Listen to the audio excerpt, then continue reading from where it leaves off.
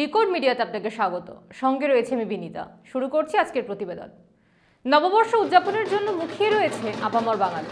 প্রতি বছরের মতো এই বছরও বিভিন্ন মন্দিরে পুজো দেওয়ার জন্য মন্দিরে ভক্তদের ঢল নেমেছে। কালীঘাট মন্দিরে আজ সকালে বাঙালি সাজে সস্ত্রীক পুজো দিতে এসেছিলেন রাজ্যপাল আর.এন. রবি। শুধু রাজ্যপালই নয়, সাধারণ মানুষের ভিড় উপচে পড়েছে কালীঘাট মন্দির চত্বরে। শুধু মন্দিরে পুজো দেওয়াই নয়, বাঙালি ব্যবসায়ীরাও লক্ষ্মী গণেশের পুজো দিয়ে হালখাতা করেন এই দিন। মন্দিরে পুজো দেওয়ার পাশাপাশি লক্ষ্মী গণেশের প্রতিমা কেনার জন্য ভিড় দেখতে পাওয়া গেল। খারাপ না। কখন থেকে বসেছেন? কালকে বিকাল থেকে বসেছি, সারা রাত ধরে আছি।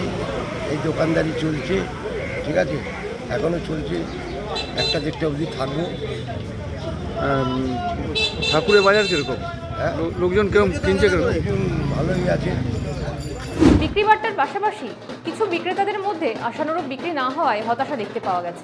মোটামুটি চলছে, যা দাম বলছি নিচ্ছে মানুষ, বাট পোষাচ্ছে স্যাম নিচ্ছে, নানা অনেক দাম বলে দিচ্ছে।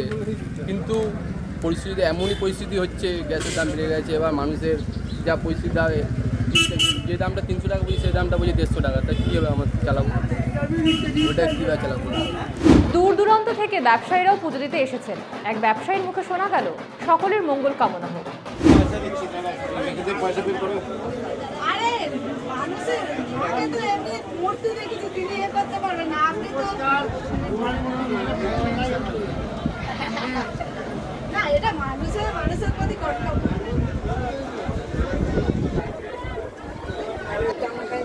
প্রত্যেক বছরই কি কালীঘাটে এত পুজো দিতে আসেন? হ্যাঁ, প্রত্যেক বছর।